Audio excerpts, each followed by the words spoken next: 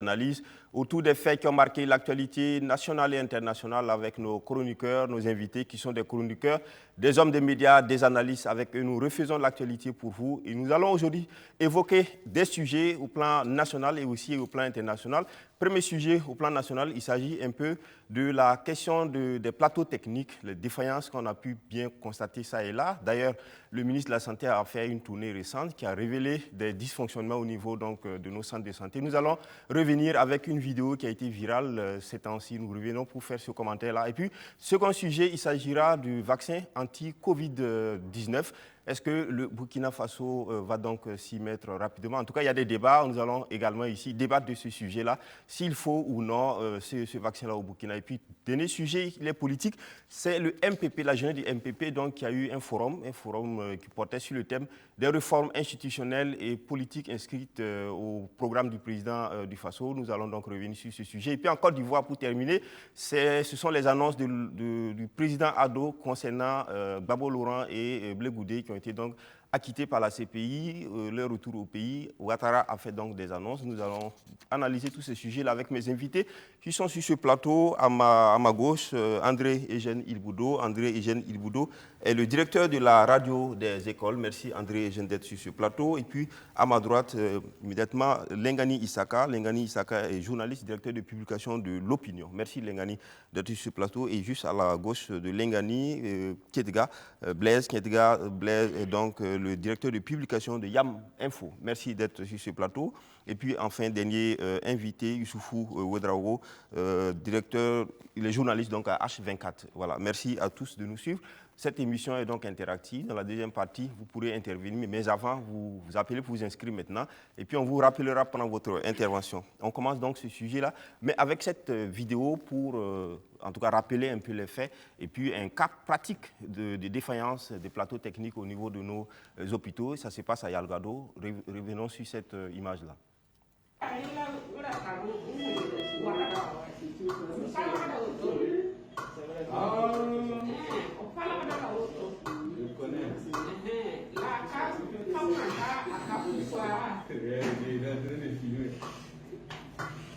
Oh, t'avais voir. Il faut prendre ciseaux frapper là.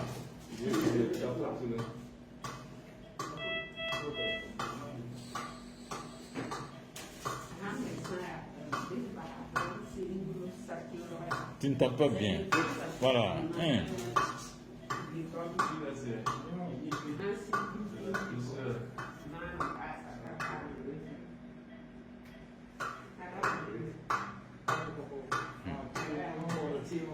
Donc, change de côté. Change de côté pour taper. Voilà.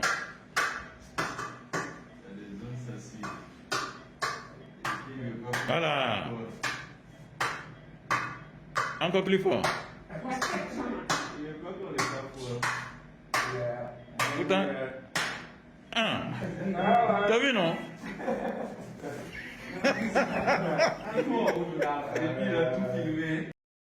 Merci. Comme vous le voyez, c'est donc dans un bloc opératoire à Yalgado. En tout cas, si on s'en tient à l'information officielle, c'est bien sûr à Yalgado. Et ici, nous avons donc eu une lettre d'explication qui a été donc émise à l'encontre donc de ce personnel-là. La lettre dit cette vidéo viole les dispositions légales et réglementaires sur les droits et devoirs des agents de la fonction publique hospitalière, notamment l'article 45 de la loi numéro 057-2017 AN du 19 janvier. À cet effet, le directeur général du CHU, Yalgado Ouedraogo, attend de vous une lettre d'explication de cet acte dans un délai de 48 heures à partir de la réception de cette lettre. Bon, voilà.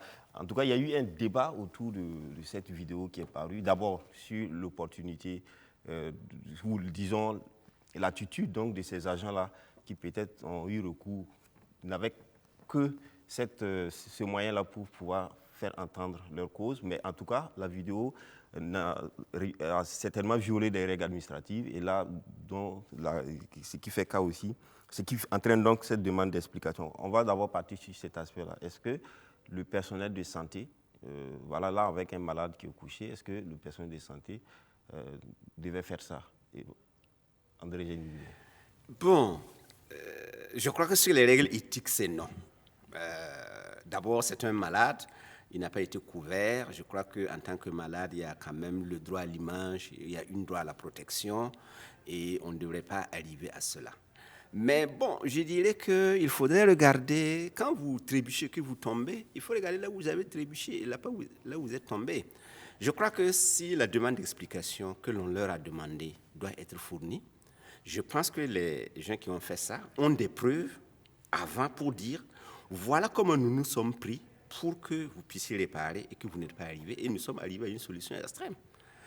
Et ce sont ces éléments-là pour apporter à leur explication. Je pense que ceux qui leur ont demandé l'explication là vont se taire. Mais s'ils n'ont pas ces explications-là, ça peut être considéré comme fait pour lire l'image d'une institution. Et là, je pense que ça ne va pas être admissible. Je crois que dans l'administration, le fonctionnement va d'étape en étape. Par exemple, si vous avez remarqué quelque chose, et c'est pourquoi l'administration est lourde, parce que tout est écrit. Si vous avez remarqué quelque chose qui n'est pas correct, vous écrivez à la hiérarchie pour dire voilà ce que nous avons constaté, voilà ce que nous vous avons demandé. Et la hiérarchie va les percuter jusqu'à ce que, à un moment donné, si vous n'avez pas gain de cause, c'est comme si vous voulez aller en grève. Vous ne voulez pas un matin, si ce n'est pas une grève sauvage, et aller en grève. Vous prévenez, voilà pourquoi nous voulons aller en grève, et voici les raisons, et c'est tel jour que nous voulons aller en grève, pour que le vis-à-vis se prépare pour venir. Or, bon, je pense qu'ici, bon, c'est dommage aussi qu'on dise, nous sommes dans un pays où quand tu ne fais pas du bruit, personne ne t'écoute. Et ça c'est dommage. Sinon, des choses comme ça ne devraient pas arriver. Surtout que c'est dans un hôpital. Je crois que ceux qui y viennent là doivent avoir droit au respect, à leur intimité. C'est pourquoi d'ailleurs il y a un médecin, il ne peut pas aller parler de tout ce qu'il entend, de tout ce qu'il voit avec son malade. Lengani, ça c'est vraiment la morale, mais du côté aussi santé, nécessité. On a remarqué que le plus souvent, c'est quand il y a des dénonciations comme ça, que les choses seraient. Et d'ailleurs, pour cette lampe, comment on appelle, sialytique, c'est comme ça qu'on l'appelle. D'ailleurs, elle a été, selon ce qu'on dit, réparée d'art parce que, voilà, après cette... Mais je ne savais pas qu'au niveau de Yalagdo, ils avaient embauché des gourmachima qui savaient taper. C'est comme les gens qui tapent le sable, là. Ça, c'est pour là. les gagnants. Moi, je crois que c'est quand même suffisamment grave pour qu'on pinaille là-dessus, quoi, parce que c'est comme si un journaliste qui voit un fait, qui le relate, et au lieu de s'attaquer au problème que le journaliste pose, on attaque le journaliste pour l'embastiller. C'est pratiquement la même chose. Des gens qui ont dénoncé une situation qui coûte très cher à la population, qui coûte très cher à notre santé, et le fait d'avoir dénoncé ce qui doit s'expliquer. Ce n'est pas celui qui est responsable de la situation qui doit s'expliquer, mais c'est celui qui a dénoncé qui doit s'expliquer. Je trouve que c'est proprement inadmissible.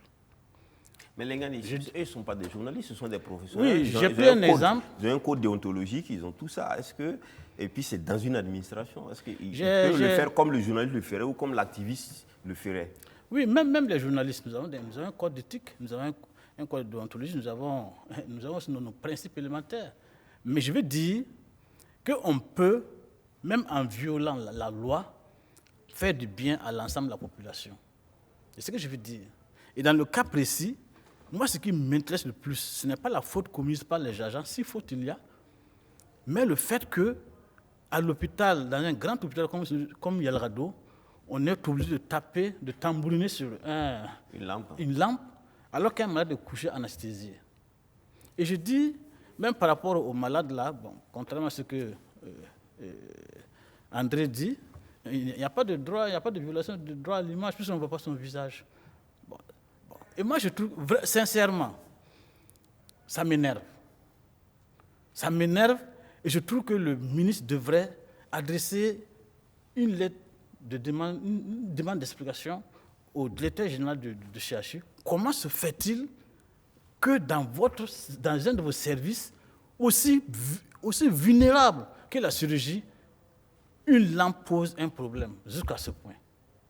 Et on verra. Et qu'une enquête soit ouverte. Peut-être que même le ministre est au courant depuis longtemps, il ne fait rien. On ne sait pas, nous ne savons pas. Peut-être par rapport à cette lampe-là, les agents ont posé les problèmes les problèmes sont remontés, et peut-être il y a 3, 4, 6 mois comme ça, jusqu'à présent, on ne débloque pas les fonds pour acheter la lampe, etc.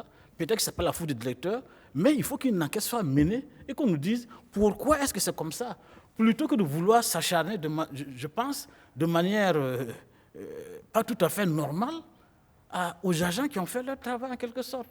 Moi, je trouve que comme l'a dit, et je suis tout à fait d'accord avec lui, ce n'est pas là où on est tombé qu'il faut diagnostiquer, mais c'est là où on a chuté qu'il faut diagnostiquer. D'accord. Alors, Youssoufou, il n'y a pas longtemps, le ministre de la Santé lui-même avait fait un tour des hôpitaux en une nuit. Il tournait en une nuit et il avait remarqué, par exemple, qu'à Yalgado, les spécialistes n'étaient pas là, par exemple. Et ailleurs, il y avait les spécialistes sur place, mais à Yalgado, par exemple, la nuit, les spécialistes ne sont pas là. Donc, quand il y a des cas assez extrêmes où ils doivent par exemple, être présents, ils ne sont pas là. Donc ça complique les situations. Mais dans d'autres centres également, il y a des dysfonctionnements liés un peu au plateau technique. Il y a des machines qui ne fonctionnent pas, etc. Je pense que l'image que nous venons de voir, c'est une honte pour le Burkina. Parce que vous vous rappelez qu'il n'y a pas longtemps, on vient d'inaugurer une grande salle de haute standing. Moi, je pense qu'avec cette image-là, il est temps que nous puissions réfléchir à un modèle de système de soins dans nos hôpitaux. Parce que pour l'instant, ce que nous voyons, c'est un gros échec. Et l'image que nous venons de voir est une illustration parfaite du dysfonctionnement de nos hôpitaux. Et vous avez bien dit que le ministre a fait le tour. Pour moi, c'est des sorties inutiles, puisque c'est un pur produit du système. Il connaît le système bien longtemps. Et pour moi, le fait qu'il a été nommé ministre, c'est peut-être pour mieux faire et ne pas peut-être continuer à faire des sorties populistes, parler de clans. Parce que ce qui se passe à Yalagado, c'est pire parce que même le cadavre a perdu sa dignité à Yalagado. Souvent, quand tu rentres là-bas, tu croises des cadavres qu'on trimballe pour amener à la mort. Il n'y a même pas de dignité. Ça veut dire que c'est très sérieux. Et si nos autorités ne prennent pas garde, nous allons toujours patauger sur des problèmes qui peuvent être réglés par un minimum de volonté politique. Or, on n'a pas ce minimum de volonté politique. Sortir la nuit pour aller constater que des spécialistes ne prennent pas garde, c'est pas ça. Lui, il est dans le milieu il y a longtemps. C'est un professeur. Mais il aurait fallu qu'il soit là pour qu'il sorte. Mais il y a la preuve qu'ils ne sont pas là, ils travaillent pas. Oui, mais lui connaît le problème il y a longtemps. C'est une manière de se faire voir, à mon avis. Parce que moi, je ne peux pas comprendre que tu es dans une structure bien avant et tu as eu la chance d'être ministre et tu continues de faire des sorties pareil. Pour moi, son objectif, c'était de mettre des mécanismes pour qu'un hôpital comme Yalagado puisse fonctionner normalement. Or, ce que nous voyons actuellement, c'est un manque de volonté politique de nos dirigeants. Et ça me fait rappeler quelqu'un qui disait qu'actuellement, certains pays ont des dirigeants de gestion quotidien et non de mission. Et c'est une réalité. Le dysfonctionnement de Yalagado ne date pas d'aujourd'hui. Et le problème est créé il y a longtemps. Et des gens même ont eu à dire que tu rentres Yalagado souvent sur les pieds et tu ressors devant et tu ressors les pieds devant. Donc c'est une réalité. Et c'est une interpellation à nos dirigeants de travailler à investir dans la santé. Parce que investir dans la santé, c'est investir dans l'avenir. Un peuple qui est malade, c'est une perte pour le développement de l'économie. Parce que ce peuple ne produit pas. Voilà, donc ce que je vais ajouter, c'est le fait de vouloir une lettre d'explication par rapport à ça. C'est comme le tonton Lengani le disait. Cette vidéo a permis de réparer rapidement cette lampe. Au profit de qui? C'est au profit de nos malades, qui sont les premiers bénéficiaires. Et comme vous l'avez dit, on connaît l'administration, la lourdeur de l'administration dans nos établissements. Et en demandant une lettre d'explication, peut-être à ces gens-là, c'est peut-être jeter un peu de l'huile sur le feu. Quand vous prenez le code de la déontologie médicale, ce code dit quoi? Pour prester, il faut un minimum à un agent de prester. Or, Dieu seul sait ce que ces agents-là n'ont même pas le minimum pour travailler, mais qui se outrepassent pour apporter un peu de soins à ces malades. Et venez les demander de donner une explication. Parce que vous êtes collés à vos textes. Donc si c'est rigueur pour rigueur, il y a des agents et des docteurs qui ne vont plus prester parce que ce même code-là dont ils tiennent là n'est pas respecté. Mais Youssoufou, si on se met à le faire comme voilà. ça, c'est-à-dire que des corps spécialisés ou assez de souveraineté, oui. assez qui ont un certain secret, par exemple l'armée, la gendarmerie, etc. C'est facile qu'on fasse une image, on jette sur les réseaux sociaux. Est-ce que au moment où le problème se posait, est-ce qu'on est allé, par exemple, chercher un responsable venu lui dire, bon voilà, la lampe ne s'allume pas. J'en oubliais. Selon les informations que j'ai eues, il semblerait même que ce bloc avait été fermé pendant 6 mois pour des travaux. Et malgré cette réouverture, après les travaux, on est tous dans cette merde. Comment vous pouvez comprendre ça? Et vous allez me dire que c'est le système qui ne fonctionne pas. Le système ne fonctionne pas il y a longtemps. Ils ont besoin de faire ça quand même parce qu'ils en ont trop. Si vous avez écrit, parlé, et puis les choses ne bougent pas, mais il faut passer par autre méthode, quand même, pas pour nous, mais pour quand même soulager les malades. Si on est prêt à taper sur la table parce que des règles ne sont pas respectées, si on est prêt à taper sur la table parce que des choses n'ont pas été, il faut avoir le courage aussi de faire profil bas quand on ne met pas tous les moyens qu'il faut pour permettre à ces agents et à ces docteurs-là de faire simplement leur travail. D'accord. Alors, Kietka, est-ce que là, on ne va pas faire l'apologie du non-respect de la règle ou de la violation de la règle, mais en même temps, on est tenu par cette légitimité que chacun a, lui, ou cette volonté de chacun de pouvoir bien se soigner. Alors, concrètement, la question santé, notre système de santé, avec ce qu'on a vu. Non, qu'est-ce que vous voulez qu'on dise? Vous savez, moi je suis de ceux qui, je ne suis pas étonné puisque je travaille dans la santé. Je connais, on parlait de plateau technique, je connais les réalités des CSPS jusqu'au CHU, on connaît les réalités. Pour dire que on a un problème de valeurs. Le Burkina, que ce soit la gouvernance. Ailleurs, quand on nomme quelqu'un, là, il ne dort pas la nuit. Mais ici, quand on nomme quelqu'un, là, c'est d'abord, il faut prendre une semaine pour fêter. Et c'est ça la réalité. J'ai vu tout dernièrement, il parle de prison. Ok, parfait. Vous avez été dans l'ordre des médecins. À partir de ce titre-là, vous connaissez à peu près les difficultés que vivent vos collègues et vos camarades sur le terrain. Et quand on vient là, on vient avec... C'est comme on dit, mais le problème, c'est quoi? Tant qu'on n'a pas de vision sur 10, 20, 30 ans de ce qu'on veut là, c'est difficile. On va faire venir des gens à des postes de responsabilité, mais ça ne va pas changer les choses. Les gens viennent avec leur vision à ces postes de responsabilité, non pas avec des valeurs pour porter la vision de votre État. Et c'est ça la réalité. Cette vidéo, je vois qu'il y a pire que ça. Hein. Si vous voulez vous renseigner, il y a pire que ça. Vous arrivez dans des CSPS, vous voyez des mouches un peu partout, vous voyez des infirmières même qui... Des gants. Monsieur Loukman, des gants. Il arrive par moment même que les gens manquent de gants. Les gants, c'est combien? Mais aujourd'hui, quand on parle de spécialistes qui ne sont pas là, tout le monde est devenu businessman aujourd'hui dans la santé. Vous formez combien de spécialistes au Burkina? Et aujourd'hui, là, tous ceux qui partent se former à l'extérieur quand ils reviennent là, c'est quoi? C'est créer une clinique, créer une pharmacie pour représenter les firmes internationales. C'est ça la triste réalité du Burkina. On n'a pas de vision à long terme de notre système sanitaire. On n'a pas de vision à moyen terme de notre système sanitaire. Donc, basta. Si vous dénoncez le problème, c'est vous qui devenez le problème. Et c'est ça. Vous avez vu cette machine à l'IRSS qui dormait. C'est à l'occasion de la Covid là, qu'on était obligé de réveiller cette machine qui produit la chloroquine. Et c'est triste. Mais c'est triste parce que justement, comme on aime le dire, les gens... quand vous dénoncez le problème, c'est vous qui devenez le problème. Et ça fait que, moi j'ai des amis médecins, à l'IRSS, on a beaucoup échangé sur les difficultés, mais vous avez aujourd'hui, on est en train de vouloir transformer certains CMA en des CHR, etc., etc.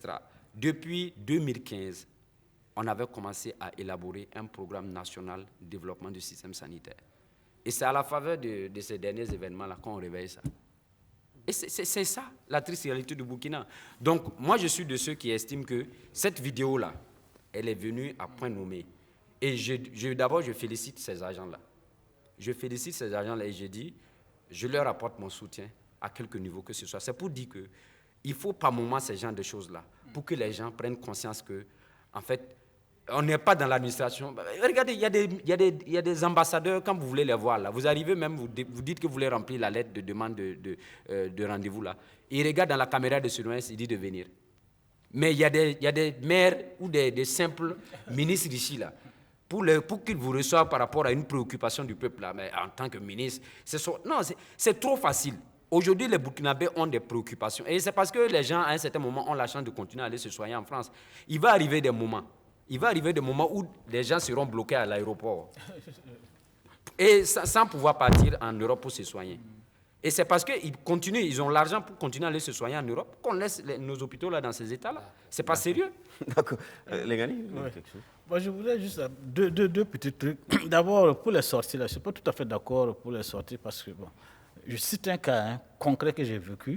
Les sorties du ministre qui a fait des tournées. Les sorties du ministre. Je cite un cas concret. Quand j'ai chopé ma Covid, j'étais à Tengango. Nous n'avions même pas de gel. Même pas de savon, même dans les toilettes. Et c'est quand Madame le ministre est passée, et je lui ai dit, Madame le ministre, c'est bien beau, mais elle est venue nous apporter le soutien du président de Faso, etc. Du président de Faso, tout ça. J'ai dit, ça c'est très bien, mais nous, on n'a même pas ici le premier des gestes de base là, pour lutter contre la maladie. Le savon dans les toilettes ou bien dans les chambres, ça n'existe pas. Mais 2 heures plus tard, tout le monde a eu il y avait le savon partout. C'est vrai que quelquefois, c'est nécessaire. Est-ce que souvent, au sommet, les autorités ont la réelle situation sur le terrain? Oui, est-ce qu'il n'y a pas souvent aussi un problème de rétention d'informations, etc. Ça s'explique. Beaucoup de ces responsables d'institutions-là ne veulent pas travailler avec des gens qui sont capables de les contredire dans le sens d'améliorer les choses. Ils veulent travailler avec des gens qui disent oui, Excellence, oui, DG. C'est ça le problème. Et moi, j'aime dire, le Burkina, il y a 2 ismes qui nous emmènent droit vers le mur. C'est le sababoïsme et le yaotoïsme. Le sababoïsme, là, c'est quoi? On croit à l'improvisation sur tout. Vous savez, il n'y a pas d'improvisation possible. Il y a des peuples, on connaît aujourd'hui, là, on a un système d'information pour comprendre que des gens sont en avance aujourd'hui parce que tout simplement, ils ont des individus porteurs de valeurs morales et spirituelles et qui regardent leur pays dans la même direction. Ici, on n'en a pas. Et c'est ça le problème. Vous êtes sociologue, il y a des gens qui ont des sciences sociales ici. Pour créer le changement social, il y a 2 choses. Soit vous avez des institutions porteurs de valeurs morales et spirituelles qui vont orienter, soit vous avez des individus qui ont des valeurs morales et spirituelles qui vont imprimer ces valeurs au niveau des institutions et que le changement social vient. Mais on ne peut pas improviser. Donc c'est pour cela que je parle de sababoïsme, de yaoutouisme. D'accord, on va comprendre ce que c'est que le sababoïsme et le yaoutouisme. Le deuxième élément que je voulais soulever, c'est le fait qu'il faut ces agents-là, moi je crois que ce n'est pas le Rhin-Lac ou quoi, etc., doit les primer.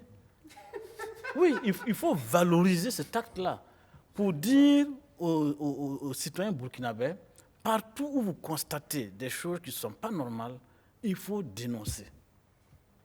Et nous permettons une dénonciation tous azimuts pour permettre d'avoir des solutions rapides et conséquentes. Moi, je pense que c'est ce qu'il faut faire. Ce n'est pas condamner ceux qui... Et l'autre aspect, le troisième aspect que je voulais soulever, relativement à ce que disait mon jeune confrère, c'est que si on y prend garde, si on veut s'accrocher au texte, mais ça veut dire que le médecin qui est venu pour faire cette opération-là, dès qu'il a constaté que la lampe ne s'allume pas, mais il enlève sa blouse, il dépose et puis il fout le camp. C'est ce que ça veut dire. Si on veut aller jusqu'au bout, on veut aller jusqu'au bout des textes. Donc je pense qu'André, il ne faut pas se foutre des gens. Le vrai problème là, ce n'est pas d'avoir dénoncé, mais le vrai problème c'est parce que la lampe ne s'allume pas. Et si elle ne s'allume pas, il faut qu'on cherche pourquoi. Alors, il n'y a pas que ça. À l'hôpital Sanoussourou, il n'y a pas longtemps, on a vu l'intérieur de la cuisine, ce que c'était. Bon, tantôt, il y a des ruptures de gaz, tantôt... Vous savez, dans toutes les sociétés où ça fonctionne, ce n'est pas par rapport aux individus, c'est par rapport au système mis en place. Et c'est le système qui fait que quand tu rentres à l'intérieur, comme avait dit le président ghanéen, ils font faire de telle sorte que même si le Satan prend la présidence de la République, il ne puisse pas durer éternellement là-bas. Ça veut dire qu'il faut mettre tout le système en place. Encore une fois, je dis, si le système était mis en place, pour qu'une personne qui constate quelque chose puisse s'en référer à son supérieur, qui s'en réfère à son supérieur, et que le problème est réglé, ce qu'on a vu là ne serait pas réglé. Or, ici, tout le monde sait que dans l'administration publique, si vous voulez acheter un frigidaire, en 2 jours, vous avez le frigidaire, mais pour changer une ampoule qui coûte 400 francs, vous allez mettre 3 mois. Parce que dans les 400 francs, le système avait en sorte que dans les 400 francs, celui qui doit acheter la lampe n'a pas 10%, même si les 10%, c'est 40 francs. Or, si vous achetez un frigidaire pour un bureau pour une seule personne, vous avez une ristourne de 100 000. Tant que le système n'est pas bon et que le système ne fonctionne pas, voilà ce qu'on va arriver. Si le système était bon, En deux jours, la lampe, même pas en 2 jours, une fois qu'on a constaté que la lampe ne s'allumait pas, c'est référé et puis automatiquement la lampe est remplacée. Et puis je voudrais terminer. C'est vrai que le ministre a fait une sortie où il a constaté que les gens ne sont pas en place. Est-ce que, encore une fois, est-ce que le système est mis en place pour qu'un médecin qui doit occuper ses heures de travail à Yalardo, s'il n'a pas occupé ces heures de travail là, c'est connu et c'est réprimé avant. Tout le monde sait que tous les médecins travaillent à Yalardo quand ils ont le temps. Sinon, ils sont où alors? Mais ils sont dans les cliniques privées, tout le monde le sait. Parce qu'il n'y a pas de système qui fait que il faut faire, par exemple, comme dans l'enseignement privé. Tu es payé à l'heure et quand tu arrives, tu émarges et quand tu pars, tu émarges. Si tu n'as pas émargé à l'heure, à ton arrivée, et que tu n'as pas émargé à ton départ, là, c'est considéré comme l'heure n'est pas due. Si dans l'administration, on payait les gens selon leur présence, encore une fois que la présence même n'équivaut pas à un travail, mais au moins, il faut être à ton poste quand tu es là. Or, aujourd'hui, tout le monde sait que si tu vas à Yalardo, le médecin qui est censé se soigner, et je ne fais pas, c'est un secret de polichinelle, il va te dire, si tu veux me le voir, tu le viens dans 3 mois. Par contre, tu peux prendre un rendez-vous dans telle clinique et tu viens me voir après-demain. Mais si tu as un mal qui te ronge, mais tu vas pas attendre 3 mois. Tu vas aller après-demain pour voir le médecin. Encore une fois, le système n'est pas mis en place qui puisse faire en sorte que ceux qui veulent travailler à Yalardo travaillent. Dans un système, il y a des gens qui choisissent de travailler dans un tel endroit et de ne pas travailler en tel endroit. Si tu choisis de travailler dans la fonction publique, c'est que tu veux travailler dans la fonction publique. Si tu choisis de ne pas travailler dans la fonction publique, tu pars ailleurs travailler et ce n'est pas dans la fonction publique. Mais tu ne peux pas prendre l'argent de la fonction publique pour aller travailler pour quelqu'un d'autre ailleurs. Voici le système. Youssouf, faut terminer sur cette question. Il n'y a pas que le plateau technique ou les autorités sanitaires, il y a aussi le personnel de santé aussi. Il y a des brebis galeuses parmi. Il n'y a pas longtemps, on a vu certains qui détournaient les médicaments qui relevaient donc de la gratuité pour en faire d'autres commerces. Et donc il y a aussi l'aspect moralité aussi des nous sommes en train de parler, c'est un problème de système. Le Burkina a mal à son système, et ce n'est pas dans la santé seulement. Dans plusieurs structures, c'est le même système. Et tant qu'on ne va pas vraiment travailler à mettre un système pour permettre à tous les Burkinabés... Est-ce que toujours en recherchant le système, on ne va pas quand même donner une prime à l'absence d'éthique? Est-ce que ce n'est pas aux individus eux-mêmes d'être d'une certaine éthique aussi? C'est comme il a dit... L'éthique, ce n'est pas le système quand même. Oui, mais c'est comme il a dit. Et s'il y a des premiers responsables même qui enfreignent à cette éthique-là, vous voulez que ceux qui suivent fassent quoi? C'est ça le problème. Mais vous connaissez qu'on a dit que la sagesse commence par la peur du gendarme. Voilà. Ça veut dire que si tu es dans le système et que le système te prend et que tu es en règle, on va te régler le problème, tu vas avoir peur. Or, ici, il n'y a pas de gendarme, donc il n'y aura pas de peur. Quand le système ne te prend pas, on dit que tu n'es même pas un bon fonctionnaire. D'accord. Ah, voilà. Un dernier mot, d'accord. Je pense que j'ai eu la chance de discuter avec un Chinois il n'y a pas longtemps. Il m'a expliqué qu'il y a eu dans le temps, en République populaire de Chine, des situations où on a confié du travail aux gens et on leur a donné le délai. C'était 1 année. Et 6 mois après, et 3 mois après, on a voulu évaluer pour voir est-ce qu'on pourrait être à l'objectif souhaité d'ici les 1 année. Quand on a évalué, on a vu que ce n'était pas correct. Bon, les gens sont passés à la machette. Ils ont été fusillés. Et quand on a mis la deuxième équipe là, il y a eu une accélération. Ça a été fait en 8 mois. Vous savez, à un certain moment, quand vous prenez votre pays au sérieux et quand vous avez été formé par votre pays dans un esprit patriotique pour le bien-être de votre communauté, il y a des choses qu'on ne peut pas se permettre. Les gens, ils prêtent le serment d'Hippocrate. Moi, je m'amusais à dire aux cliniciens qui me disaient que je suis sociologue, je ne dois pas parler de la clinique, et je leur disais qu'il faut arrêter la vision clinico-clinicienne des essais cliniques, que Hippocrate, là, est-ce qu'il avait Bac plus 7? Hippocrate n'avait pas Bac plus 7. Vous prêtez serment aujourd'hui, le serment d'Hippocrate, c'est bien, non? Alors, quelles sont les valeurs de référence avec lesquelles vous allez dans ce domaine-là? Quand vous choisissez un domaine-là, il y a des domaines. Si vous voulez faire du business là, tout le monde connaît aujourd'hui les secteurs, l'immobilier, il y a beaucoup de domaines là. Il y a des médecins aujourd'hui qui abandonnent la médecine, qui partent investir dans l'immobilier, qui font même de l'élevage là. Maintenant, vous ne pouvez pas être dans un domaine qui fait appel au don de soi, qui fait appel à l'humanisme, à une certaine éthique, et puis vouloir être des businessmen, rouler dans des Range Rover comme des opérateurs économiques. Ce n'est pas possible. Il faut qu'on choisisse. Le problème de ce pays, c'est comme moi je dis que le problème de ce pays, c'est ça. Vous allez dans des CSPS, il y a des mouches. Je disais à quelqu'un de la santé tout dernier, moi je ne peux pas comprendre aujourd'hui qu'on ait des centres de formation professionnelle et on continue d'importer des livres francs au revoir dans nos CSPS. On produit du coton et on continue de prendre des livres francs au revoir, amenés dans nos CSPS.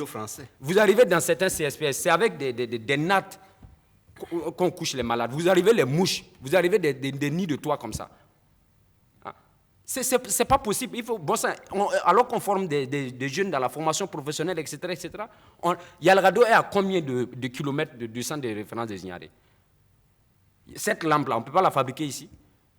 On ne peut pas renouveler on ne peut pas faire un programme de changement et faire le développement par transfusion. Ce que Ouagadougou n'a pas besoin, on envoie dans les chercheurs. Ce que les chercheurs n'ont pas besoin, on envoie dans les CMA. Ce que les CMA n'ont pas besoin, on envoie dans les CSPS.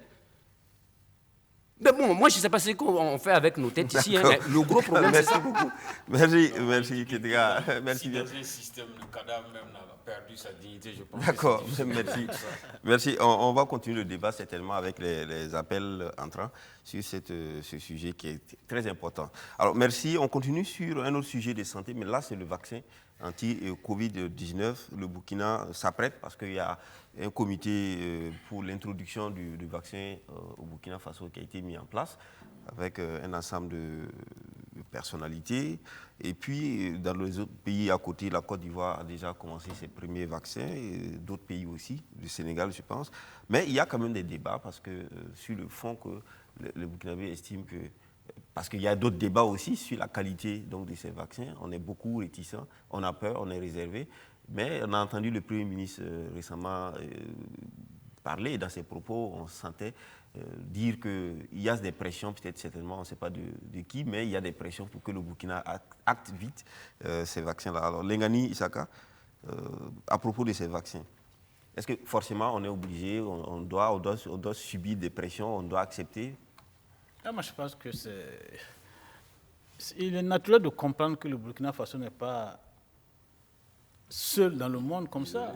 C'est une évidence que nous sommes dans un ensemble.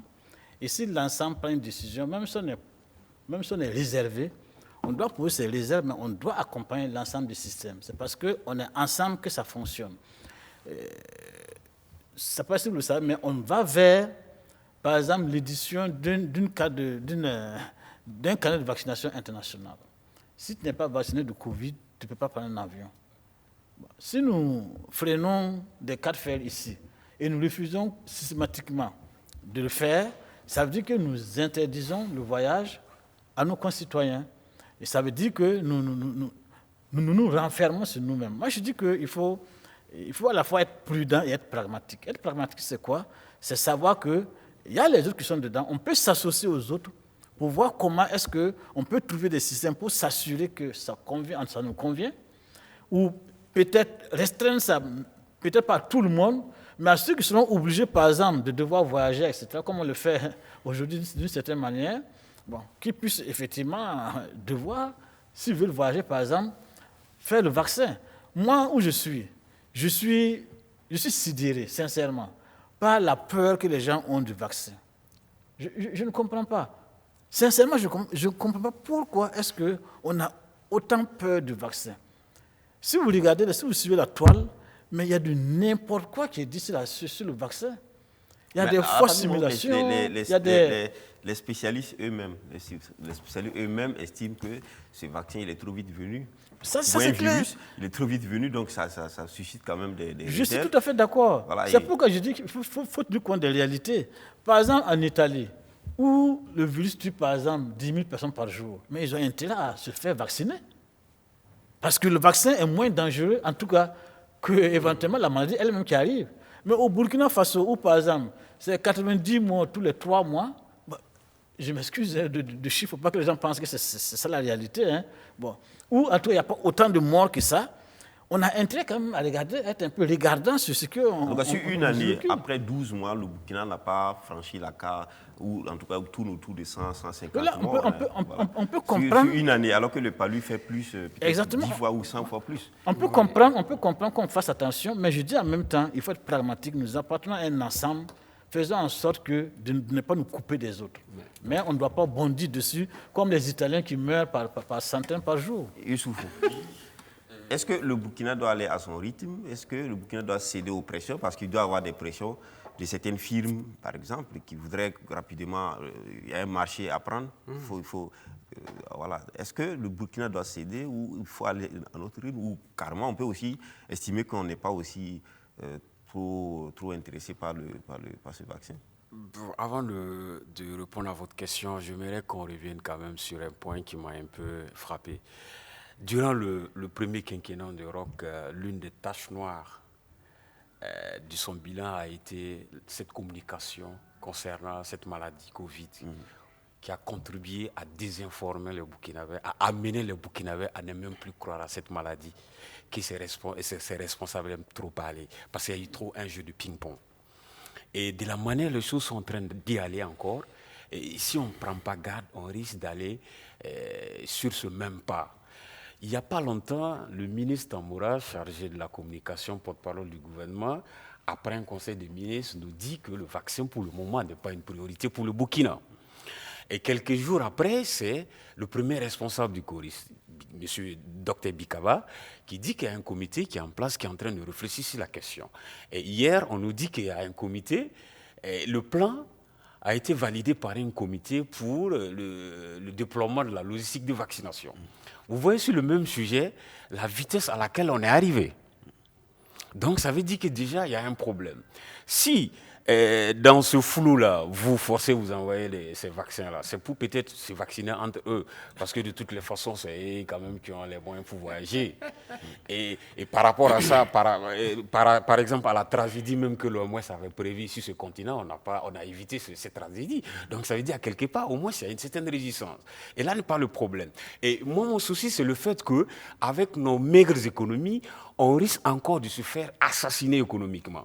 Par exemple, quand vous prenez un pays comme le Sénégal, quand j'écoute le directeur national de la prévention, Dr Ndiaye, qui dit que le programme coûte plus de 20 à 38 milliards de francs CFA, avec les intrants, tout. Et le vaccin, on nous dit qu'il est à 76%. Et quand tu fais la première dose, il faut 42 jours après pour refaire encore une autre vaccination, c'est ça? Or, actuellement, sur le monde, il y a un problème de livraison. Et la France elle-même est en train de vouloir introduire un deuxième vaccin, qui est le vaccin américain, Johnson & Johnson. Ça veut dire qu'il y a un problème de ravitaillement. Deuxièmement, on a la Côte d'Ivoire qui est dans ce même problème-là, qui a investi plus de 20,17 milliards pour avoir le programme, et ça dépend du type de vaccin que tu as choisi.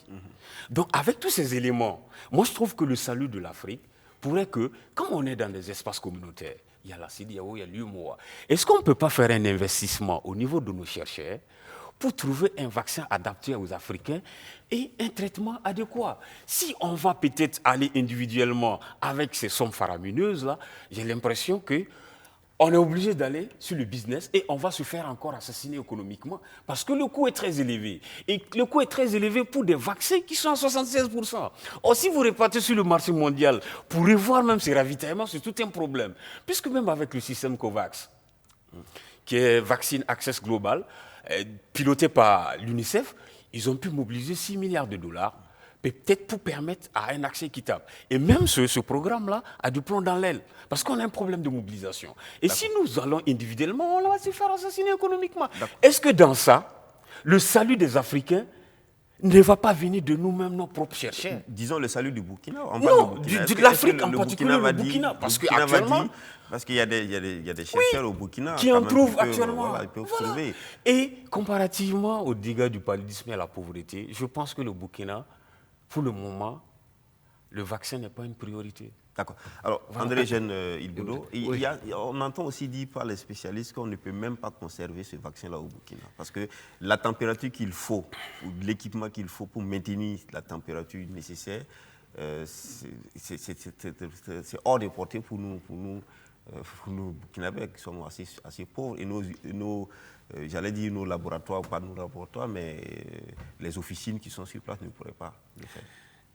Deux choses. La première des choses, c'est que du moment où on a donné un passeport au vaccin et que ça devient un vaccin de tel pays, ça devient un problème. Or, la science n'a pas de patrie.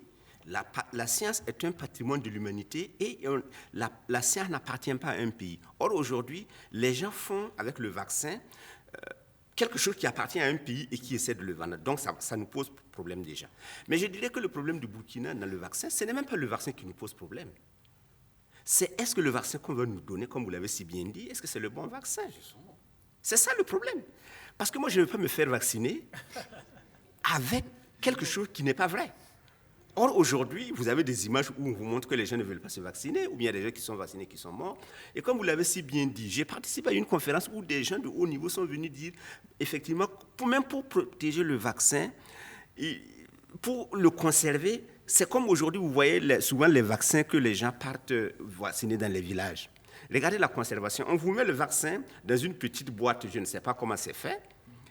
Et puis 2 jours, 3 jours, c'est le même vaccin que l'on continue à vous vacciner. Je ne suis pas sûr que s'il y avait un laboratoire qui reprenait ce vaccin-là 2 jours après 3 jours et qui partait le tester en laboratoire, on allait trouver encore les mêmes propriétés dans le vaccin que le jour où on l'a pris du frigidaire où il était.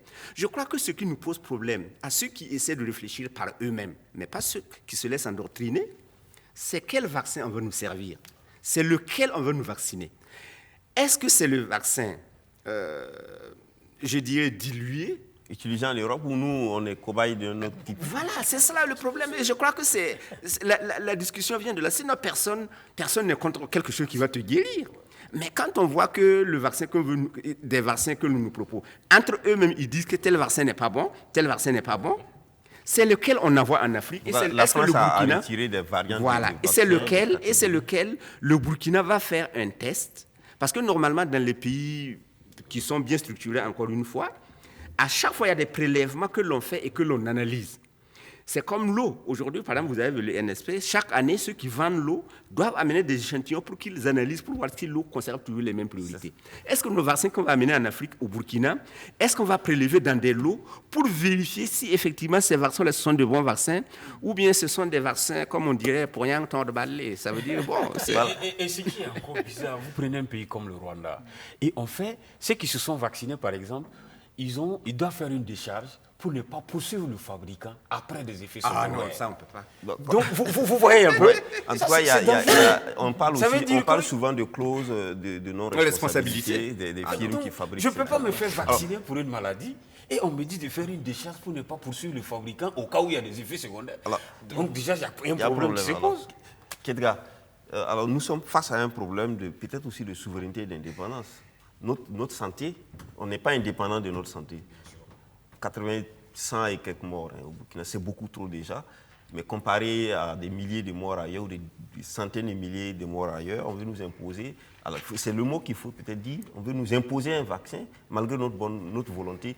Est-ce qu'ici, il y a une question de souveraineté au-delà même de la question de santé qui se pose? Ben, on est souverain dans quoi? C'est ça, on est souverain dans quoi? Quand on dit qu'on est souverain là, quand vous voyez quelqu'un qui est souverain, quand il marche là, on sent de la souveraineté. Quand vous voyez quelqu'un qui est souverain là, quand vous regardez les médias de quelqu'un qui est souverain là, quand vous regardez la façon de faire la politique d'un pays souverain, c'est autre chose, M. Loukman. Vous appelez ça vaccin? Ça, c'est pas un vaccin. Quand on tâtonne dans un vaccin là, moi j'ai travaillé dans la santé, quand on tâtonne dans un vaccin là, c'est que ce n'est pas encore un vaccin. On est en train de continuer des essais cliniques. C'est ça la réalité. Mais les gens ils sont en train de tourner autour du pot. Et puis bon, les gens aussi, je ne sais pas, c'est pas une question de polémique. Quand vous voyez quelqu'un qui sait faire de l'argent dans l'informatique, là, en train d'investir dans la santé, là, c'est qu'il a des informations que le prochain business à l'avenir, là, c'est la santé. Est-ce que vous comprenez? Concrètement, c'est quoi? Bill Gates Oui, pour ne pas dire son nom. Pour ne pas dire son nom. Il fait des fondations, j'étais même son fonctionnaire quelque part, puisque c'est lui qui a financé beaucoup en termes de milliards et autres. Mais la réalité, elle est là.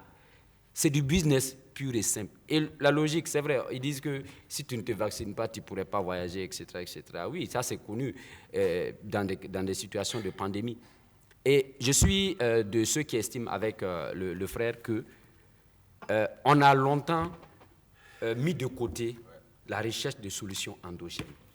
Quand Madagascar s'est levé avec le Covid organique, on a envoyé même des échantillons au Nigeria, dans d'autres pays africains.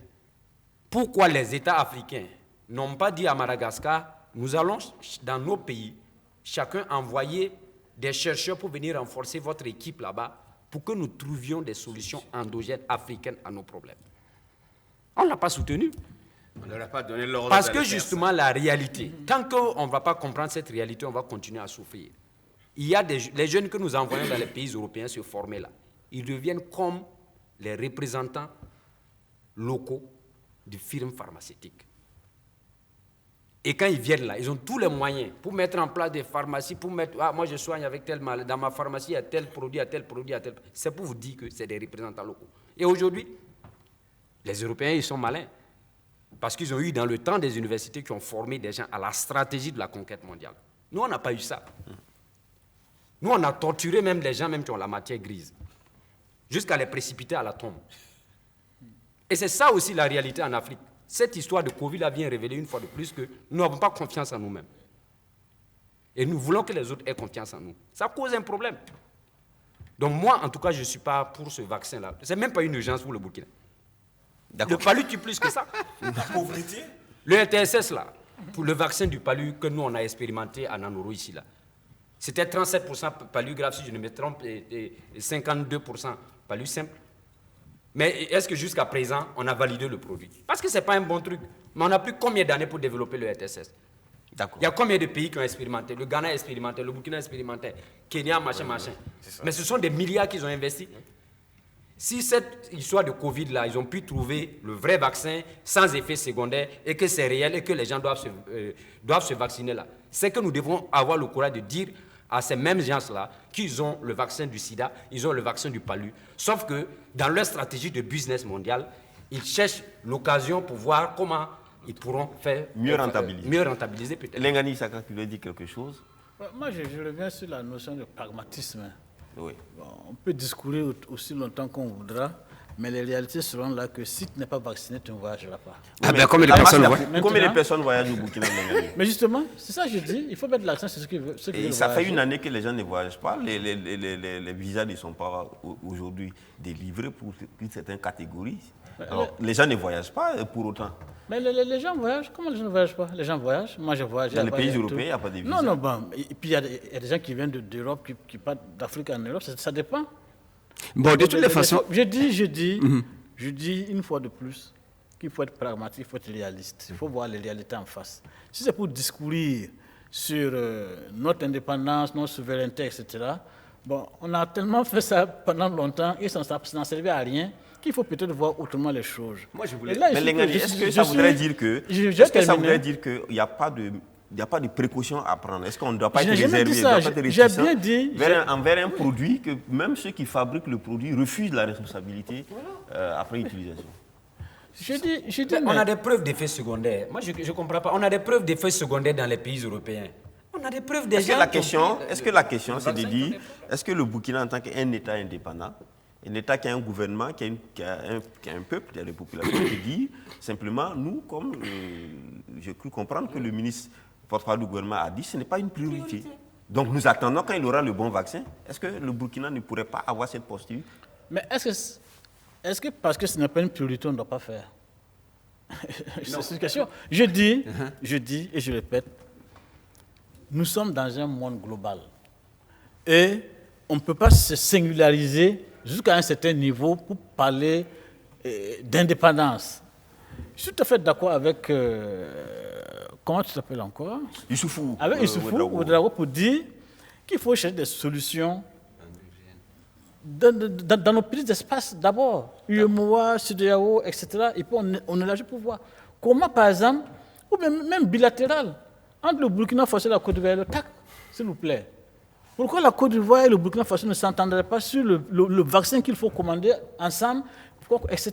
D'accord. Ça, c'est des solutions. Merci. Mais s'asseoir pour ergoter sur l'indépendance, dire qu'on ne va pas faire, on va chercher des solutions, sinon, etc. Mais je dis que mais ça, c'est... Moi, il y a l'indépendance, il y a l'indépendance et la sécurité sanitaire. Moi, je voulais dire c'est pour ça. le pragmatisme de Lengani. Oui, l'indépendance, mais il y a Non, la ceux qui ont sécurité fabriqué le aussi. vaccin, ils n'ont qu'à se vacciner d'abord. S'ils sont guéris, ça prouverait que le vaccin est bon. S'ils ne guérissent pas, ça prouverait que le vaccin n'est pas bon. Voilà. Ouais, c'est le genre de raisonnement. Merci. C'est le genre de raisonnement qui ne va jamais marcher. Merci à vous. Ça correspond à Merci, rien. Issoufou. Merci. C'est On va vrai. continuer C'est très pas possible. rapidement pour parler politique avec le forum de la jeunesse du MPP qui s'est tenu les 10 et 11 à Ouagadougou. On n'a pas totalement les conclusions, mais il s'agissait pour les jeunes du MPP de soutenir les réformes, de réfléchir sur les réformes politiques et institutionnelles qui sont d'ailleurs qui font partie de la matrice du programme du président Kaboré qui a été donc élu. Donc par la suite, il faut comment on met ces réformes. Alors, parmi les réformes, on sait que l'une des réformes clés, c'est la remise à plat au niveau de l'administration publique. Est-ce que, Kedra, concrètement, voudrait-on dire que le MPP, la jeunesse du MPP, voudrait donner du tonus au gouvernement pour aller dans cette réforme? Oui, c'est une branche armée. C'est une branche armée donc, du MPP. Et c'est une jeunesse aujourd'hui qui est super connectée. Le MPP, c'est un parti politique qui a beaucoup d'activistes sur les réseaux sociaux. Donc, ça va être l'occasion d'activer toutes ces cellules donc, qui vont permettre justement, à la fois non seulement au-delà de ces questions de réforme et la mise à plat. Bon, pour ce qui est de la mise à plat, je pense que c'est juste des propositions et dire qu'on va soutenir parce que quand ça va commencer, il y aura les syndicats qui vont rentrer dans la danse et ça peut nous conduire dans une situation socio-politique un peu tendue. Donc, justement, est-ce que quand on entend dire que des réformes qui sont dans le programme du président qui a été élu sur la base de ce programme, est-ce qu'on a besoin encore d'un forum pour que cela soit mis? Non, logiquement, ça devrait être mis en place par le gouvernement automatiquement. Alors, s'il y a le forum, est-ce que ça voudrait dire que quelque part, c'est une caution politique ou c'est une forme de soutien politique qu'on voudrait encore apporter? Oui, à quelque part, je pense que le MPP est en train de réfléchir à une stratégie aussi de ne plus compter sur ces organisations de la société civile qui ont passé le temps aussi à soutenir parce qu'il n'y a plus de barrière entre ces organisations de la société civile de l'opposition et ces organisations de la société civile proches du pouvoir actuel. Donc, comme il n'y a plus la barrière, c'est préférable aujourd'hui de clarifier les situations à travers un cadre aussi formel et bien encadré comme en tout cas la jeunesse du parti. Et je pense que ça peut être aussi une stratégie pour pouvoir, n'est-ce pas, donc, faciliter la mise en œuvre d'un certain nombre de politiques de leurs candidats. Mais fondamentalement, les jeunes n'ont pas de marge de manœuvre. Mais c'est peut-être réveiller les cellules et toute la bagatelle d'organisation qu'on a créée et ceux aussi qui sont équipés à méga et autres sur les réseaux sociaux pour pouvoir attaquer en temps réel. Ousmane? Je trouve que c'est peut-être une rencontre pour remercier les jeunes qui ont accompagné le président pour le programme lors des campagnes pour être élu. Moi, je vois la chose ainsi. Parce que ce qui me fait peur au Burkina Faso ici, c'est les réformes. On a tellement fait de réformes dans ce pays-là que jusqu'à présent, on a des problèmes même pour démarrer. Et dites-moi en quoi 2 jours de rencontre peut donner peut être l'objet de faire un rapport qu'on doit encore aller revoir les jeunes dans les 45 provinces, revenir produire un document et transmettre. Les problèmes des jeunes, personne n'est mieux placé que celui-même qui dirige les jeunes aujourd'hui. Le docteur Bachi, il sait ce que les jeunes ont besoin d'aujourd'hui.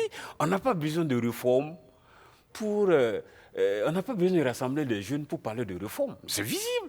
Il y a des problèmes d'emploi, il y a des problèmes de logement, il y a la débauche de la délinquance juvénile, il y a des problèmes dans nos établissements.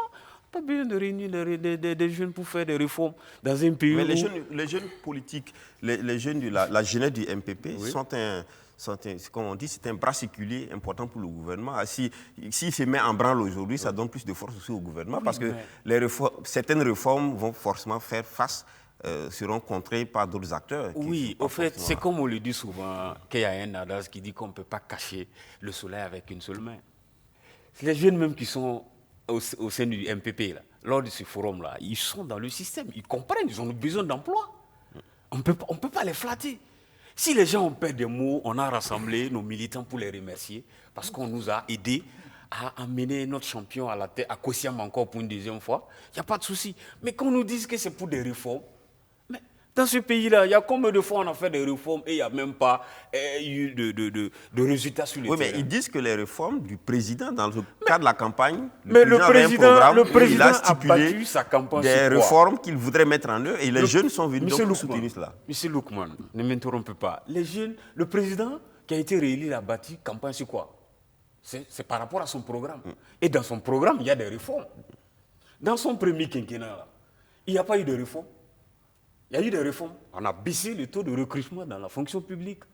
Ils ont dit quoi? Ils n'ont rien dit. Il y a eu des problèmes. Mais revenir aujourd'hui pour nous dire que nous, on se rassemble pour réfléchir sur des réformes politiques et institutionnelles concernant le programme du président, mais quand même, soyons sérieux. D'accord. André Genil Boudou. Bon, écoutez, c'est le fonctionnement normal d'un parti au pouvoir, non? Regardez, ils ont choisi un titre pour leur réunion qui veut tout dire. C'est un forum. Un forum, c'est un marché où on vient, on parle ensemble et on est heureux d'être ensemble, et on boit le de l'eau ensemble et on repart à la maison. Vous ne pouvez pas venir à un forum pour soutenir quelqu'un qui a pensé son affaire et qui va le mettre en œuvre. Ça veut dire quoi? Il aurait fallu un forum avant l'écriture du programme du président pour lui dire, nous, si vous voulez faire ça, nous, on vous soutient. Mais ce n'est pas une fois qu'il l'a dit et qu'on l'a élu sur la base de ça que vous allez venir vous réunir pour dire que nous, on vient pour le soutenir. Moi, j'ai dit, moi, je n'ai pas besoin de ce soutien-là. Mais les gens se sont réunis, c'est bien. Je pense que c'est bon même d'être ensemble, comme dit un slogan. Il est bon et heureux d'être en frère. Je pense que les jeunes ont besoin d'être ensemble. Mais ils sont venus, ils ont fait leur jamboree, ils sont partis, ça va s'arrêter là. Je ne pense pas qu'ils peuvent influer ou bien retrancher quelque chose sur ce que le président a dit qu'il va faire pendant les 5 ans à venir. Parce que c'est déjà écrit et on le dit sur ça. Alors, Lengani? Moi, je crois qu'il faut comprendre. Les réformes, souvent aussi, sont des pilules amères. Pour faire avaler des pilules amères, souvent, il faut aussi un peu plus de force. Parce que les jeunes du MPP ne constituent pas donc cette force qui se met en branle pour que certaines réformes puissent quand même pouvoir passer. Oui, c'est vrai que... Bon, moi, je crois qu'il faut comprendre ça d'abord comme étant le fonctionnement normal d'un parti. Je dirais responsable, parce que si vous avez des structures, c'est pour les faire vivre, c'est pour les faire fonctionner. Et faire un forum des jeunes, forum des femmes, forum des anciens, je pense que c'est une très bonne chose pour la vie démocratique d'un parti. À ce sens-là, je pense que les autres partis devraient plutôt copier ce que fait le parti au pouvoir pour réunir ces jeunes, réunir ces femmes, etc. Et comme l'a dit Eugène, c'est tout le temps, on tire toujours quelque chose de bon d'une rencontre de personnes humaines. Ne serait-ce que des échanges d'expériences individuelles, etc., pour faire fonctionner les structures, etc. Maintenant, l'efficacité, ça c'est autre chose. Et ça, il appartient au parti de savoir si c'est efficace ou pas. Bon, moi, personnellement, je trouve que le thème qui est choisi est un thème qui ne veut rien dire. Je trouve que c'est un thème qui ne veut absolument rien dire. À un moment où notre pays est engagé sur des questions extrêmement importantes et très délicates. Oui, mais dans le thème, il y avait la réconciliation. Ils ont parlé de réformes institutionnelles, politiques, judiciaires et de la réconciliation. Voilà, quand même. Tout ça en 2 jours, je me dis, c'est de n'importe quoi. C'est ça que je dis. Là, je dis, sur le thème-là, je ne suis pas d'accord. Il faut circonscrire pour attaquer des problèmes très précis. Et là, on montre aux gens que nous, les jeunes du MPP, là, on est venus là, c'est les yeux rouges, c'est pour avancer. Mais ce n'est pas pour raconter la vie. Mais on n'a pas encore vu les résultats des travaux. C'est faire la cour. Les conclusions, on ne les a pas encore. Puisqu'ils disent qu'ils vont conseiller dans un rapport. Oui, on n'a pas encore le rapport, donc on ne sait pas la quintessence. Et qu'il faut encore répartir dans les 45 provinces, voir les jeunes, pour faire un document et remettre à qui de droit. Mais ce quinquennat-là, c'est pour combien de temps seulement? Et on sait comment ça fonctionne. Merci. On va parler très rapidement de la Côte d'Ivoire. Une seconde pour chacun. Alassane Ouattara a dit le président Gbagbo Laurent peut rentrer en Côte d'Ivoire quand il le veut. les frais donc, de transport, l'avion, donc disons que l'avion présidentiel n'ira pas le chercher, il aura son statut d'ancien chef d'État et les indemnités qui s'y rattachent, donc il va donc percevoir tout ce qu'il avait comme indemnité d'ancien chef d'État. Alors est-ce que ça voudrait dire que Alassane Ouattara est donc dans le, on va dire, dans le tempo de la réconciliation, de faire la paix avec son frère? Apparemment, dans tout ce qu'il dit, il a complètement oublié l'autre aspect de la condamnation liée à la casse de la BCEAO. Il n'en a pas du tout fait cas là-dedans. Est-ce que ça voudrait dire qu'on fait table rase et on repart? André Eugène. J'imagine que s'il veut la réconciliation, il faut bien oublier certaines choses. Hein. Et puis, de toutes les façons, du moment où on l'a amené à la CPI et que la justice a suivi son cours normal et qu'on ne lui reproche rien, à moins qu'on le déclare apatride, il a le droit de rentrer dans son pays. Maintenant, que ce soit à bord de l'avion présidentiel ou bien à travers un tricycle, il a le droit de rentrer chez lui, tranquille. D'accord. Oui, bon, mais moi je pense qu'à travers ce discours-là, Alassane peut-être va essayer de désamorcer un peu la crise, la situation. Mais moi j'ai des soucis. Par exemple, parce que dans ce même pays-là, les deux ont été condamnés à 20 ans de prison, dans des affaires différentes. Voilà, et ça a été par contumace. Or, quand on parle de condamnation par contumace, ça veut dire que la peine est, comment on appelle, le jugement n'est pas définitif. Ça veut dire que, logiquement, si ces deux-là rentrent là, logiquement, on devrait les arrêter pour qu'ils puissent les peines. Voilà, parce que par contumace, ça veut dire que le processus n'est pas définitif. Et s'il rentre, le processus peut reprendre à zéro. Maintenant, ce même Alassane qui parle comme ça, comment va-t-il s'y prendre pour ne pas enfreindre à la justice ivoirienne qui se dit indépendante, que lui-même il a tant vanté et chanté? Et sur ce problème, je sais que sur le plan judiciaire, il n'a pas une marge de manœuvre très large. Pour ne pas dire qu'il n'a même pas une marge de manœuvre. Peut-être sur le plan politique, ou peut-être il a deux instruments, la grâce présidentielle et l'amnistie. Or, la grâce présidentielle ne peut pas prospérer dans ce cas de condamnation par contumace, puisque la procédure n'est pas définitive. L'amnistie aussi, c'est un acte législatif. Et pour l'avoir, il faut quand même une autorisation du Parlement pour une ordonnance. Donc pour moi, c'est déjà... Le RHDP est majoritaire à la Oui, ça, ça, on peut acter ça. Mais le problème aussi, c'est que c'est quoi? Moi, je trouve que dans cette situation, Alassane aussi veut peut-être avoir une carte entre ses mains. Il ne faut pas battre toutes ces cartes. Parce que si, par exemple, M. Babou rentre et le courant passe très bien entre Babo et Bédier, ça peut être un poids. D'accord. Voilà, donc il faut avoir une carte en main pour essayer de jouer à l'équilibriste. Donc dans cette situation, moi je pense qu'il y a toujours des choses... Alors Ouattara veut donc faire oublier les problèmes judiciaires de M. Babo pour se rapprocher davantage de lui. Pour voir comment il va se comporter sur le terrain. Ça peut être une hypothèse. Très rapidement, quelle analyse? Je crois que Babo n'a pas dupe, il a déjà répondu. Oui. Il a dit que lui négocie en bas avec Alassane, donc tout ce qui se fait, ce sera au grand jour. Et je suis effectivement très, très dubitatif sur ce discours-là qui est, en premier abord, très, très ouvert. C'est la réconciliation, c'est la paix, c'est l'ouverture, etc. Mais en même temps, puisqu'il ne dit rien sur la condamnation à 20 ans, et qu'on sait que c'est un problème qui est en justice, et que ça ne dépend pas exclusivement de sa seule personne, on se dit qu'il y a un problème quelque part. Comment est-ce que, en tant que chef de l'État, dans une situation aussi critique pour le pays, on peut faire un tel discours?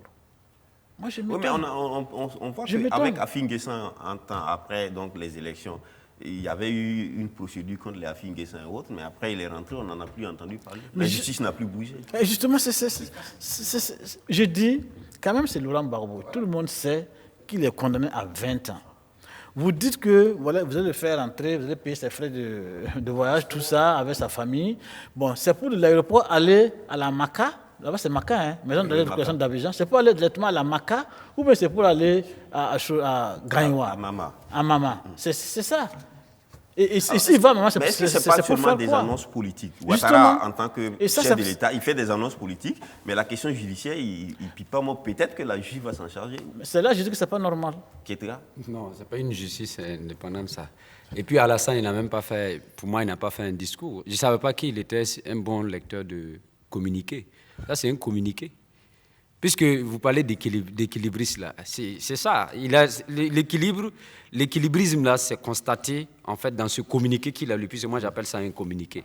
Voilà. Et puis, rien de nouveau, il ne nous informe, il n'y a pas d'information nouvelle en la matière. Il dit, Gbagbo est libre de rentrer, il va bénéficier de statut d'ancien président. Et puis, il dit qu'en ce moment précis, j'ai une pensée à l'endroit des familles des victimes. Tu as dit que c'est Gbagbo qui est à l'origine de ça. Tu l'as trimballé à la CPI. On l'a acquitté à la CPI. Et tu fais un communiqué pour annoncer qu'il peut rentrer chez lui. Et en même temps, tu as une pensée pour les victimes. Donc, il va jouer effectivement, puisqu'il sait que l'opinion ivoirienne naturellement est suffisamment divisée sur un certain nombre de sujets. Et donc, je pense que c'est dans ce sens-là peut-être qu'il est en train de trouver en fait sa porte de sortie. Sa porte de sortie, sinon ça on va prendre notre premier téléspectateur, M. Balboné Issaka, qui appelle de Tinkodro sur le vaccin anti-Covid.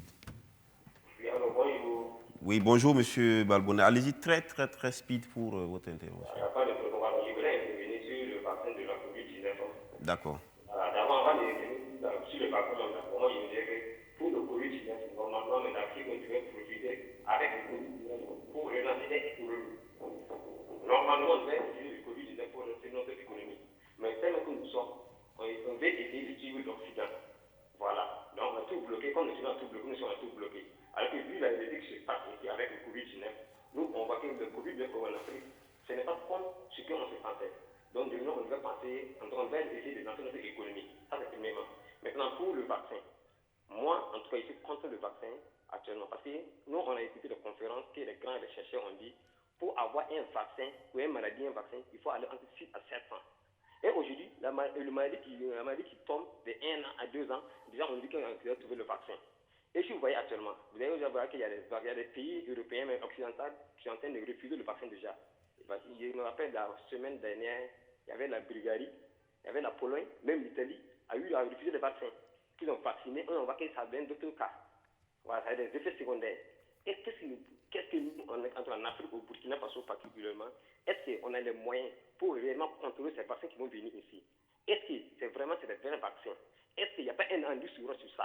Il y a beaucoup de questions qu'on se pose. Moi, pourquoi on veut obliger les Africains à aller au vaccin? Non. Si on veut obliger, ça veut dire qu'il y a andu sur roche. D'accord. Il y a andu sur roche derrière le vaccin. C'est des choses qui sont en train de préparer. Voilà. Donc, sinon, sincèrement, nous, le vaccin, actuellement, nous, on n'est pas prêts pour le vaccin. D'accord, mais il semble que désormais le vaccin, c'est un peu comme le visa aussi. Si tu ne l'as pas fait, tu ne voyages pas. Comment on fait? Oui, non. On reste au Burkina, on sort plus. Il va amener ceux qui vont voyager, ceux qui sont prêts pour voyager pour le faire. Mais ça veut dire, bon, nous, on ne veut pas qu'ils vont venir essayer de nous forcer pour faire ce vaccin. Voilà, moi, actuellement, si c'est à cause de ce vaccin, pour que je dois voyager, donc je ne vais plus voyager. Parce que je ne vais pas me vacciner. Merci, voilà, monsieur. Pour ne plus voyager, parce que je ne vais pas me vacciner. Merci, monsieur Balboné, de nous appeler Tinkoudou. Merci pour votre intervention. C'est un vrai parent. Ouais, d'accord. Il est clair, quoi. C'est ça ou c'est pas ça? D'accord. C'est l'intervention de M. Balboné. Il oui. ferme là-dessus. Oui, ils sont nombreux parce que justement, c'est intriguant tout ça. Et quand vous voyez qu'il y a l'intrigue des histoires comme ça, c'est... Et je suis d'accord avec lui qu'effectivement, cette situation de la Covid là, devait nous permettre à une réflexion sur comment développer beaucoup de choses en Afrique. Comment, par exemple, on était dépendant du point de vue industriel de certains produits en Europe. Pourquoi ne pas commencer à réfléchir avec cette Covid-19 là, la fermeture donc, des transports aériens et terrestres là. On a développé des mécanismes de résilience. Donc on peut, à partir de cela, voir dans quelle mesure il faut développer le commerce intérieur africain. On peut commencer à réfléchir à des grands projets, que ce soit ferroviaire, etc., etc. Donc moi, je pense qu'il a raison que cette situation de Covid devait nous amener à quelque part aussi à voir comment en intérieur, en Afrique, nous, on peut voyager entre nous, pays africains. Nous, on se comprend mieux. Nous, on a un langage simple, on se comprend. Donc je pense que ça va nous peut-être nous empêcher de tout le temps aller en Europe. D'accord. On prend M. Wouba. M. Wouba appelle de Ouaga, lui, sur les plateaux techniques de la santé. M. Wouba. Bonjour, allez-y vite. Je voulais préciser, je voulais intervenir sur le vaccin. Ah, vous avez dit plateau technique. Vous voulez changer alors? Ok, oui. Je voulais tout simplement dire qu'aujourd'hui, ce n'est pas une question d'orgueil ni de choix. Nous sommes obligés d'adopter le vaccin anti-coronavirus. Parce que notre économie, la vie de notre économie en dépend. Et ce n'est pas une question de colère ou de ras-le-bol comme l'exprime M. Edgar. Le problème aujourd'hui, c'est les dirigeants. Le capital humain est négligé. La recherche de la technologie est bafouée. Et vous voulez coopérer avec le monde, vous ne pouvez pas. Lorsque vous ne pouvez pas prendre une décision, alors vous devez subir les décisions des uns et des autres. Et aujourd'hui, on n'a pas le choix. Même si on disait même que dans le vaccin, là, il y a une sorte de manipulation pour nous rallier, par exemple, à un système de contrôle informatique. Nous n'avons pas le choix. Nous pouvons être bien conscients de cela, mais nous allons nous rendre, même contre notre gré, à l'abattoir. Quand on dit les bœufs pour aller à l'abattoir, il y a des bœufs qui sont en colère. Mais on va les abattre, ils vont voir leur suivant être abattu. Et eux aussi, ils vont aller se donner. Et bien, il faut tout simplement que nos dirigeants se réveillent. Parce que là, si les dirigeants ne se réveillent pas, nous ne pourrons jamais vouloir prétendre à une indépendance. Et c'est le monde qui va décider de notre sort. C'est ce que je voulais faire passer comme message. Monsieur Oba, vous êtes assez pessimiste. Pour vous, on ne peut rien faire. On n'a pas le choix, on n'a qu'à partir. Pourquoi on ne pourrait pas... Nous avons un gouvernement responsable, non? On a un gouvernement... On peut dire on n'est pas d'accord. Oui. Un gouvernement qui ne peut pas décider, qui ne peut rien créer, n'est pas une chose responsable. Est-ce que le gouvernement aujourd'hui peut décider de quelque chose? Quel professeur attitré peut décider de quoi dans ce pays-là? Il va sortir avec ses théories, mais il va rentrer rapidement en ordre. Il y a une force invisible qui tue ce monde-là, et c'est la technologie. Si nous voulons nous battre, nous devons cesser d'investir dans n'importe quoi comme la musique, le football, et nous mettre totalement dans la technologie. C'est une obligation. D'accord. Est-ce que nos dirigeants comprennent ça? Le problème, c'est des gens qui sont plus préoccupés par la richesse du bien. Il faut bafouer le peuple. Il faut tout faire pour que les gens ne parlent pas. Parce que quand le peuple a faim, quand le peuple ne peut pas se soigner, tout le monde est en rang. Et donc nous sommes obligés de subir. C'est malheureux. Mais je vous dis, nos enfants, nos enfants n'auront pas le choix. Regardez aussi la technologie. Merci, M. Ouba. Merci, M. Ouba. Peut-être qu'à FADA, on trouve notre vaccin.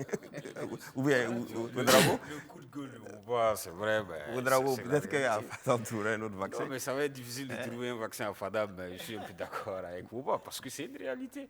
Et comme disait M. Lingani, on est obligé, parce qu'il y a des pressions aussi qui dépassent l'entendement de nos dirigeants. Puisque pour nous aussi, c'est des responsables aussi qui peut-être qui reçoivent qu'est-ce que les peuples disent? Qu'est-ce que les peuples disent? Si les États, les responsables, les autorités ont des pressions, qu'est-ce que les peuples disent? Non, mais ce sont les peuples qu'on vaccine. Non, mais les peuples ont droit à la parole. Aussi. Qu'est-ce que les peuples disent? La société civile africaine, qu'est-ce qu'elle dit? Mais c'est ça aussi le problème. Quel est son point de vue? Peut-être si le vaccin arrive, ils vont se vacciner entre eux. Moi, je voudrais prendre un exemple très, très banal pour montrer à quel point le peuple lui-même est responsable de ce qui lui arrive. Parce que quand ce sont les troisièmes mandats, on voit le peuple se soulever.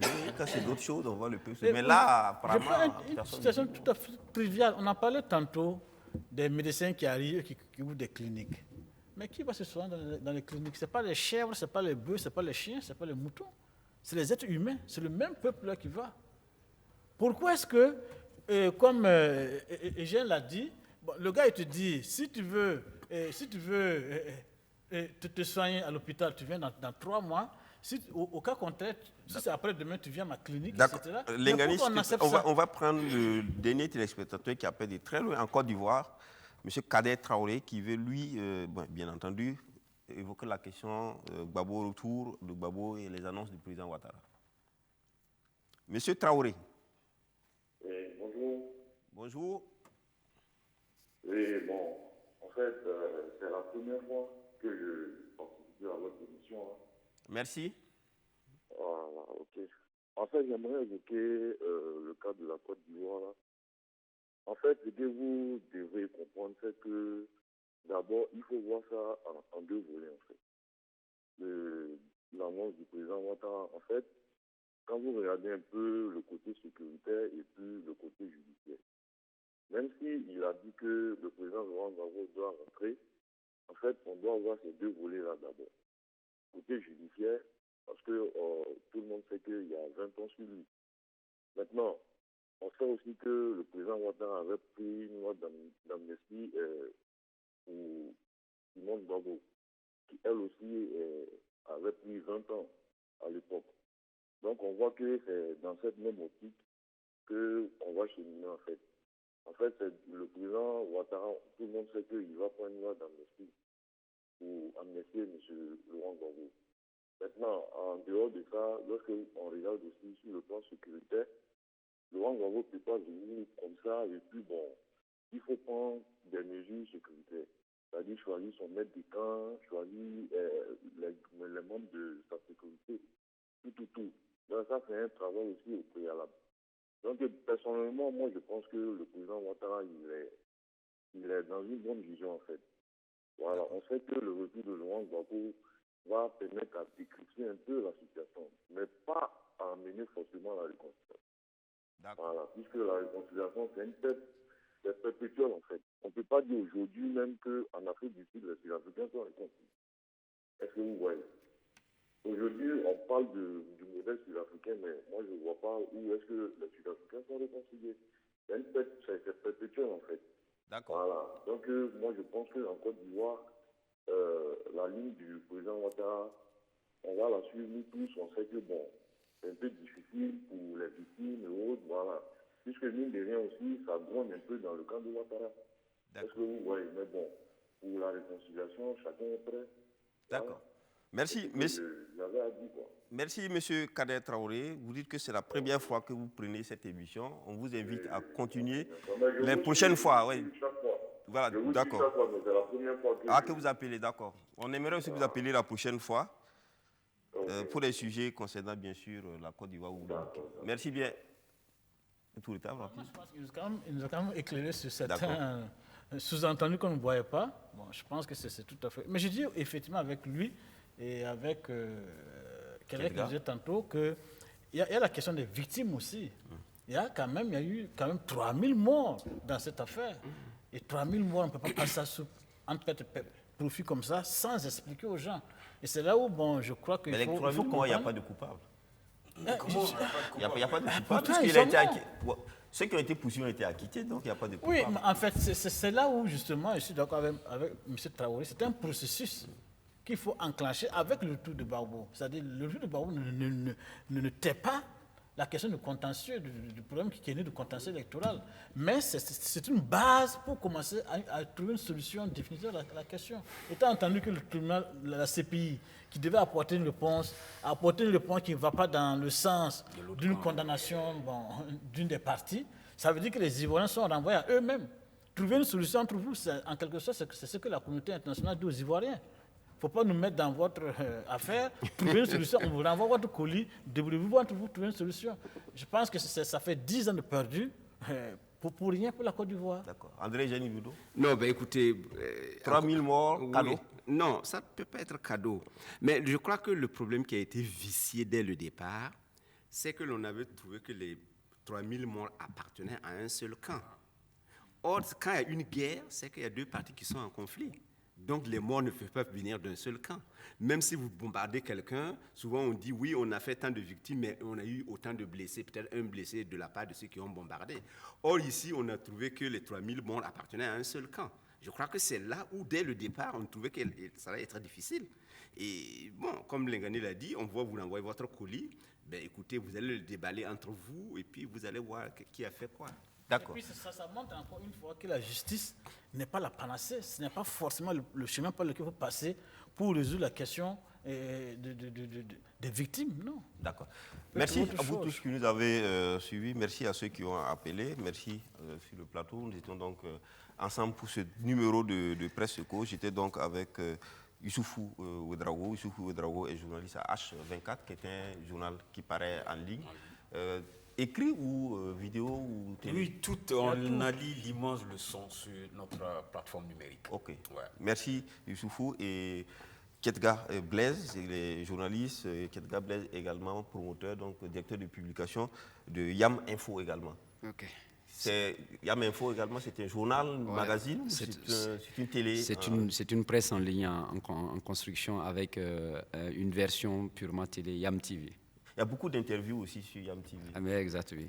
D'accord, avec le coach Zoromé Mamadou. D'accord, merci. Lengani Isaka, donc journaliste et directeur de publication de l'Opinion également qui paraît en ligne. Merci d'être passé.